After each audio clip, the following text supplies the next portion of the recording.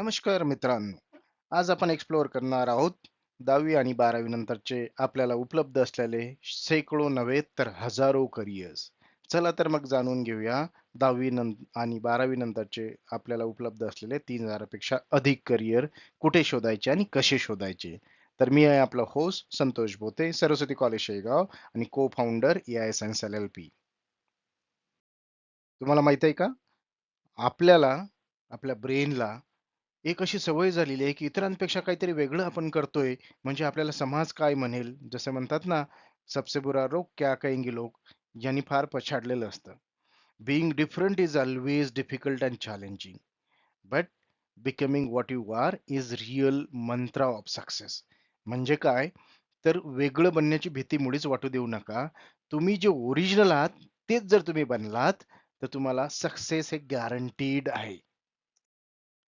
तुम्ही जर इतरांसारखे जे इतर लोक करतायत किंवा जे मेजॉरिटी लोक करतायत त्यांच्यासारखे बनण्याचा जर प्रयत्न केला, तर या चित्रात दाखवल्याप्रमाणे तुम्हाला एकाच साच्यात सगळ्यांना फिट करावं लागेल आणि असं कोणालाही करायला आवडणार नाही.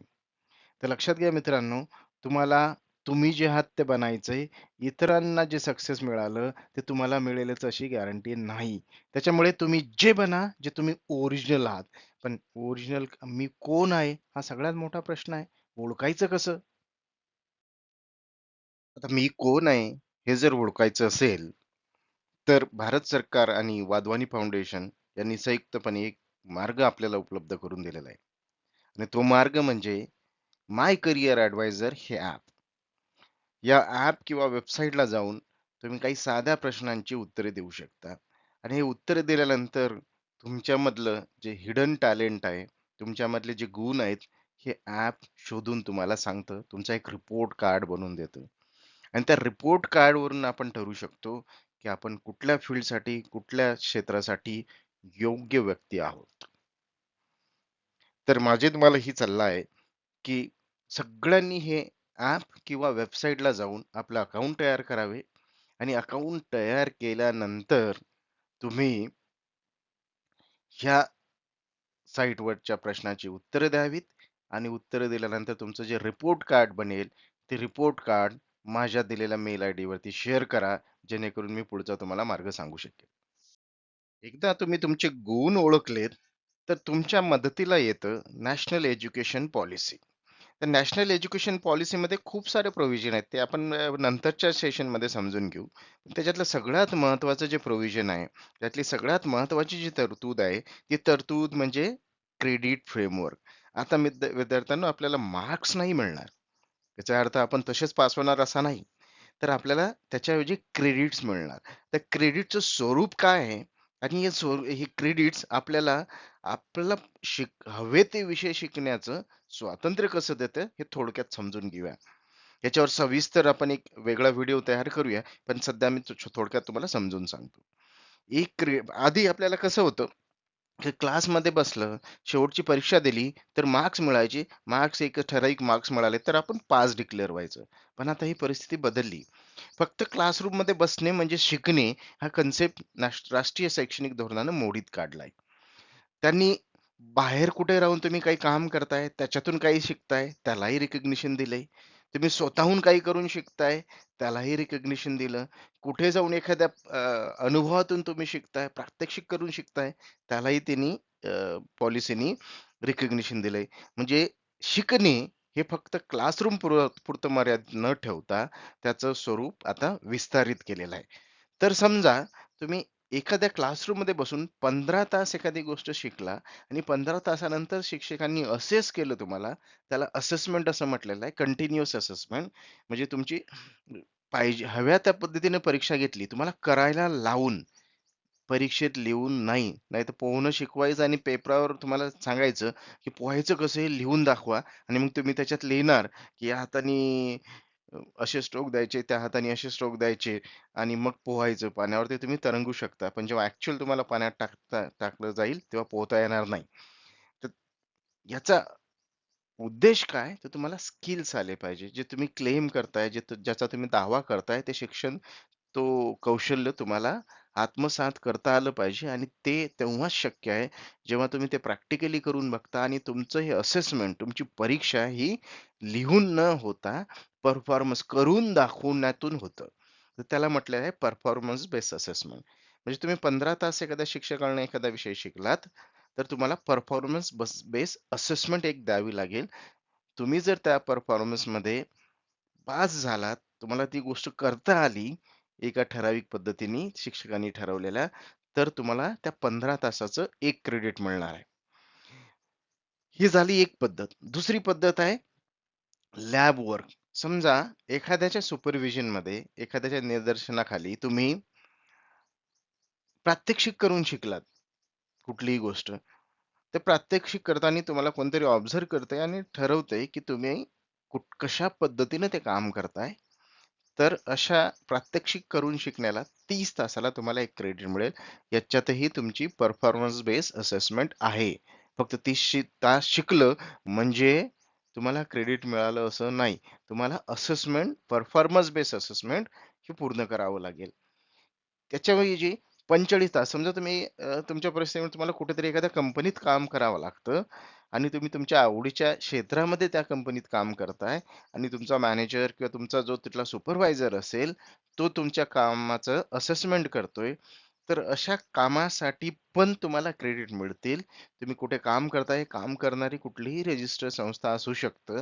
त्या संस्थेत 45 तास काम केलं म्हणजे साधारणतः आठवड्याला आपण 45 तास काम करतो आणि त्या तुमच्या मॅनेजरनी त्याला सॅटिस्फॅक्टरी मार्क दिला, की तुम्ही ते काम व्यवस्थित केलं आठवडाभर, तरीही त्याचं 1 क्रेडिट मिळेल आणि हे काम तुम्ही कुठल्याही रजिस्टर ऑर्गनायझेशनमध्ये करू शकता. मग क्रेडिट मिळवण्याचे 3 मार्ग. पहिला क्लासरूममध्ये 15 तास शिकणे, त्याचं 1 क्रेडिट किंवा प्रात्यक्षिक करून शिकणे, त्याचं 30 तासाचं 1 क्रेडिट किंवा एखाद्या ठिकाणी काम करून शिकणे, त्याला म्हटलं जाईल ओ-जी-टी, ऑन द जॉब ट्रेनिंग. याचं 45 तास म्हणजे साधारणतः 1 आठवड्याचं क्रेडिट. आता नवीन जे धोरण आले त्याच्यामध्ये ए म्हटलं आहे त्या धोरणाला. त्या धोरणामध्ये तुम्हाला काम करून शिकता येण्यासाठीचं प्रोव्हिजन केलेलं आहे. तुम्ही जवळपास 4 वर्षापैकी 2 वर्ष हे काम करून शिकू शकता.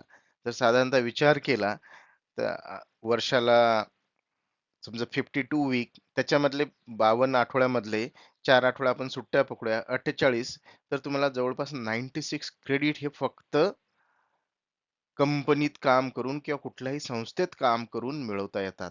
आणि तुम्हाला क्रेडिट किती लागतात? तर तुम्हाला सर्टिफिकेट कोर्स करायचा असेल तर 40 क्रेडिट, डिप्लोमा मिळवायचा असेल तर 80 क्रेडिट, डिग्री मिळवायची असेल 3 वर्षाची तर 120 क्रेडिट आणि 4 वर्षाची डिग्री मिळवायची असेल तर 160 क्रेडिट. त्याच्यापैकी 96 क्रेडिट म्हणजे 96 क्रेडिट तुम्ही ही कुठल्याही संस्थेत काम करून मिळवू शकता. उरलेले क्रेडिट त्या तुम्हाला हे इतर ठिकाणाहून मिळवता येतील. म्हणजे शिक्षण हे आता क्लासरूमच्या 4 भिंतीच्या बाहेर गेलेलं आहे. हा सगळ्यात महत्त्वाचा मुद्दा आहे. याच्यावर आपण एक स्पेशल क्वेशन आन्सरचं सेशन घेऊया. तर सगळ्यांनी हा व्यवस्थित समजून घ्या. कन्फ्युजन होऊ नये अशा पद्धतीने ते समजून घेतला पाहिजे. कुठल्याही प्रकारचं कन्फ्युजन याच्यात व्हायला नको, नाहीतर याचे आपण अर्थ वेगवेगळे लावू शकतो. आता हे क्रेडिट मेकॅनिझम जे आहे, क्रेडिट मिळवण्याची जी पद्धत आहे, हे तुम्हाला खूप स्वातंत्र्य देतं. म्हणजे तुम्हाला तुमच्या आवडीचे विषय निवडता येतील. तुम्हाला तुम्हाला आवडीचं संस्थान निवडता येतील. शैक्षणिक संस्था तुम्हाला निवडता येईल. शिक्षक तुम्हाला निवडता येईल. निवडता येईल याचा अर्थ असा आहे, की तुम्हाला जे शिकायचं, ज्याच्याकडनं शिकायचं आणि जिथनं शिकायचं, हे चॉईस विद्यार्थ्यांची असणार आहे. म्हणजे तुम्हाला आता कुठल्याही शैक्षणिक संस्थेमध्ये एखाद्या डिग्रीसाठी पूर्ण ऍडमिशन घेण्याची गरज नाही. तुम्हाला त्या संस्थेमध्ये जे शिक्षक तुम्हाला वाटतात की खूप चांगलं शिकवतात, ते जे विषय शिकवतात, तेवढेच विषय शिकवून तिथनं क्रेडिट मिळवता येतील. तुम्हाला 50% क्रेडिट हे ऑनलाईन सुद्धा मिळवता येतात. याच्यासाठी स्वयं प्लस नावाचं हे भारत सरकारचं एक पोर्टल आहे. याच्यामध्ये सगळे IIT चे प्रोफेसर्स, वेगवेगळ्या कंपन्याचे प्रोफेशनल्स तुम्हाला तिथं वेगवेगळे विषय शिकवतात आणि ते विषय शिकवून सुद्धा तुम्हाला ऑनलाईन क्रेडिट मिळवता येतात आणि असे 50% क्रेडिट तुम्हाला ऑनलाईन सुद्धा घेता येतील. तर थोडक्यात समजून घेऊया.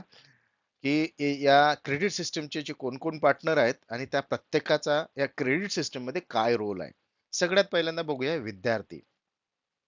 तर विद्यार्थ्याचा रोल आहे की त्याला काय शिकायचं हे ठरवणे, कुठनं शिकायचं हे ठरवणे आणि कोणाकडनं शिकायचं हे ठरवणे. म्हणजे कुठल्या शिक्षकांना, कुठल्या संस्थेतनं कुठला विषय शिकायचा किंवा कुठल्या कंपनीतनं काय काम करून कुठले क्रेडिट मिळवायचे, हे विद्यार्थ्यांची चॉईस आहे. मग आता क्रेडिट चे तास जे आहे ते तास कंप्लीट केले. जसं मग आपण बघितलं 15 तास, 30 तास किंवा 45 तास. म्हणजे 15 तास क्लासरूम मध्ये शिकायचं असेल तर 30 तास प्रात्यक्षिक करून शिकायचं असेल तर आणि 45 तास प्रत्यक्ष काम करून शिकायचं असेल तर हे तास कंप्लीट केले की तुमचं असेसमेंट होईल. तुम्हाला ते असेसमेंट दिलं पाहिजे, परफॉर्म केलं पाहिजे. ते असेसमेंट तो जो शिक्षक आहे किंवा सुपरवायझर आहे तुमचा, तो करेल आणि त्याने असेसमेंट केल्यानंतर तुम्हाला तो एक क्रेडिट तुमच्या या खाली दाखवल्याप्रमाणे क्रेडिट बँकेत डिपॉझिट होईल. क्रेडिट बँक असं समजा की हे तुमचं बँक अकाउंट आहे. बँक अकाउंट मध्ये आपण पैसे ठेवतो, पण या क्रेडिट बँकेमध्ये आपण क्रेडिट्स ठेवतो. बँकेतल्या पैशातनं जसे आपण आपल्याला लागणाऱ्या वेगवेगळ्या वस्तू विकत घेतो, तसे या क्रेडिट बँकेतनं जे क्रेडिट आपण जमा केलेले आहे, त्या क्रेडिट पॉइंट वरती आपल्याला वेगवेगळ्या सर्टिफिकेट, डिप्लोमा, डिग्री ह्या मिळवता येतील.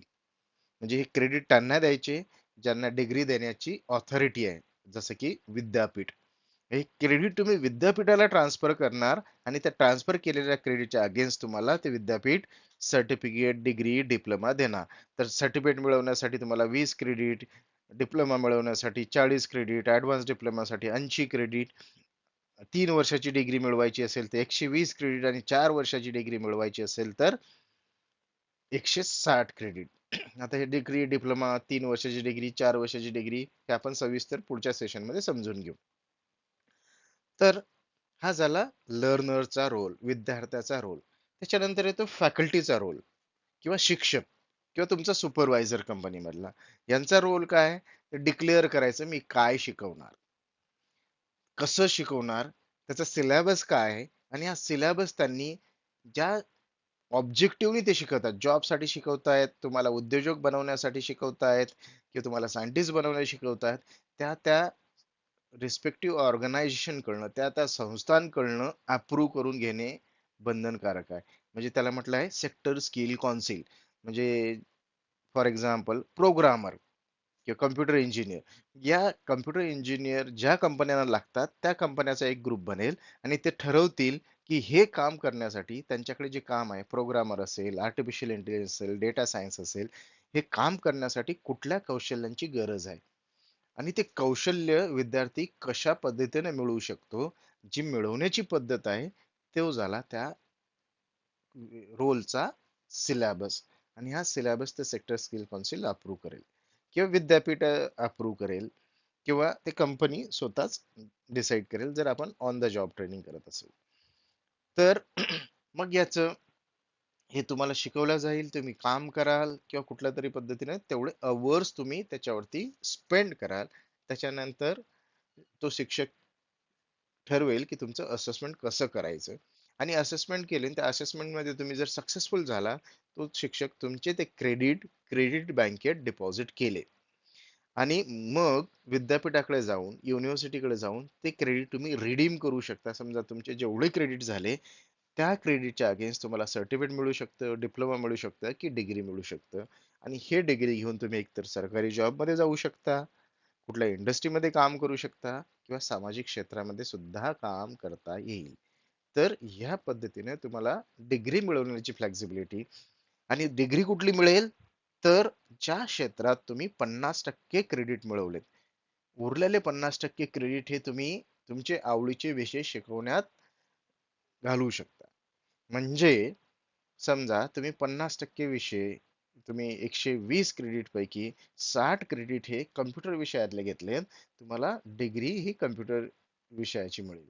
तुम्ही समजा 160 म्हणजे 4 वर्षापैकी 160 क्रेडिट जे मिळतात 4 वर्षाचे, त्याच्यापैकी 80 क्रेडिट हे तुम्ही मेकॅनिकल इंजिनिअरिंगचे घेतलेत, तर तुम्हाला मेजर इन मेकॅनिकल इंजिनिअरिंग अशी डिग्री मिळेल. मग उरलेल्या 80 क्रेडिटचं काय, तर त्याच्यात तुम्ही वेगवेगळे विषय, तुमच्या आवडीचे विषय हे निवडू शकता, जवळपास 50% क्रेडिटचे. हे तुम्हाला पाहिजे ते विषय शिकण्याची. मेकॅनिकल इंजिनियर काही अकाउंटिंगचे सब्जेक्ट घेऊ शकतो, म्युझिकचे सब्जेक्ट घेऊ शकतो, किंवा वाईस वर्सा. तर त्याला त्याच्या आवडीचे विषय घेण्याचं स्वातंत्र्य ही क्रेडिट सिस्टम देतं. याच्यावर जर काही प्रश्न असतील, याच्यात काही आपल्या शंका असतील, तर तुम्ही मला आधी दिलेल्या मेल आय डी वरती त्या मेल करा. मी त्या किंवा आपला जो व्हॉट्सअप ग्रुप आहे त्याच्यावरती टाका, मी त्याचे आपल्याला योग्य उत्तरे देईल. आतापर्यंत आपण दोन गोष्टी समजून घेतल्या. पहिली गोष्ट म्हणजे तुमच्यात असलेले उपजत गुण, तुमचे अंगीभूत गुण काय आहेत, तुमच्या पर्सनॅलिटी ट्रेट्स काय आहेत, असं त्याला इंग्रजीत म्हटलं जातं. मग त्या पर्सनॅलिटी ट्रेट्स किंवा तुमचे गुण किंवा स्किल किंवा कौशल्य एकदा कळाली, की मग ते कौशल्याशी संबंधित, त्या कौशल्याशी मॅच करणारे कोर्सेस किंवा प्रोग्राम्स किंवा क्रेडिट कसे मिळवायचे हे तुम्हाला क्रेडिट बँकेतनं कळेल. तर ह्या गोष्टी, दोन गोष्टी, तुमची उपजत कौशल्य, अंगीभूत गुण, आणि ते त्या संदर्भात, त्या संबंधित, त्याच्याशी रिलेव्हंट स्किल्स किंवा क्रेडिट कसे मिळवायचे, हे दोन गोष्टी आपण समजून घेतल्या. तर आता पुढची गोष्ट आहे, ह्या दोन गोष्टी कळाल्यानंतर मला माझे स्किल कुठनं मिळवता येतील, माझ्या कलागुणांना, माझ्या उपजत गुणांना वाव देणारी फील्ड मला कसे शोधता येतील. तर त्याचं उत्तर आहे गव्हर्नमेंट ऑफ इंडियाचं NQR पोर्टल. याला म्हटलं जातं नॅशनल क्वालिफिकेशन रजिस्टर. 3000 पेक्षा अधिक क्वालिफिकेशन याच्यामध्ये लिस्ट केलेले आहेत. तर त्या पोर्टलची URL आहे nqr.gov.in. तुम्हाला जे टॉपला दिसतंय स्लाइडला, या पोर्टलला गेलं तर पहिली स्क्रीन तुम्हाला अशी दिसेल. त्यानंतर तुम्हाला नेव्हिगेट करायचं आहे बॉटम पेजला, बॉटम ऑफ द पेज म्हणजे या पेजच्या शेवटी जायचंय, जोपर्यंत तुम्हाला ही स्क्रीन दिसत नाही, जॉब रोल्स अक्रॉस सेक्टर्स. आता याच्यात जर तुम्ही व्ह्यू ऑल वरती क्लिक केलं, तर जेवढे काही वेगवेगळे क्षेत्र आहेत ज्याच्यामध्ये आपण आपलं करिअर बनवू शकतो, ऍज अ एम्प्लॉई जॉब करू शकतो, किंवा स्वतःच त्याच्यामध्ये काहीतरी उद्योग सुरू करू शकतो, असे सगळे क्षेत्र इथे लिस्ट आउट केलेले आहेत. आपण क्लिक करूया समजा ब्युटी अँड वेलनेस या क्षेत्रावरती. आता ब्युटी पार्लर मध्ये आपल्याला 5-10 कोर्सेस माहिती असतील, परंतु याच्यामध्ये 58 क्वालिफिकेशन्स आहेत, 58 वेगवेगळ्या प्रकारचे क्वालिफिकेशन आहेत.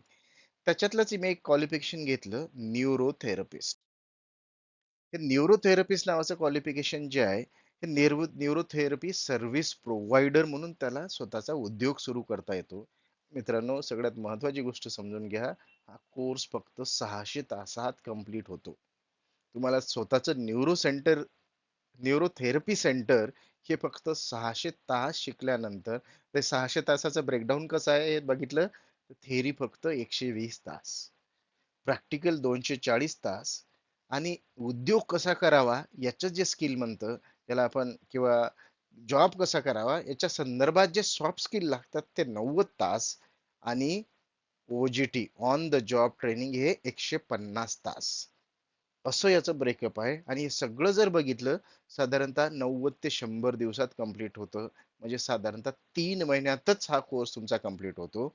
याचं सर्टिफिकेट कोण देतं, याचा डिप्लोमा कोण देतं? Beauty and wellness sector skill council. Sector skill council काय असते मी ऑलरेडी तुम्हाला सांगितलंय, ही सर्टिफाईंग बॉडी आहे. आणि कधीपासून हे सुरू झालंय, तर 2021, राईट. तर अशा पद्धतीनं हे तुम्हाला सर्टिफिकेट, डिग्री, डिप्लोमा याच्यातनं मिळवता येईल. तुम्हाला हे या तासाप्रमाणे आपण जे आधी बघितलं ते क्रेडिट मिळवता येतील, आणि क्रेडिट तुमच्या अकॅडमिक बँक ऑफ क्रेडिट मध्ये पण टाकता येतील, किंवा तुम्ही इथनं एक्झिट होऊन सर्टिफिकेट घेऊन, हे क्रेडिट मिळवून, हा डिप्लोमा मिळवून तुम्ही तुम्ही स्वतःचा व्यवसाय पण सुरू करू शकता, किंवा कुठे न्यूरोथेरपिस्ट म्हणून जॉईन पण करू शकता. तर तुम्हाला या NQR वेबसाईटला जायचंय, वेगवेगळे क्षेत्र अभ्यासायचे आहेत, आणि तुमच्या आवडीच्या क्षेत्राची, तुम्हाला आवडणाऱ्या जॉब रोलची एक लिस्ट बनवा, आणि ती लिस्ट आणि माय करिअर ऍडवायझर चा जो स्कोर शीट आहे, ह्या दोन गोष्टी माझ्याशी दिलेल्या मेल आयडी वरती शेअर करा, म्हणजे मी तुम्हाला पर्सनलाइज मदत करू शकेल. तर आज आपण बऱ्याच काही गोष्टी बघितल्या.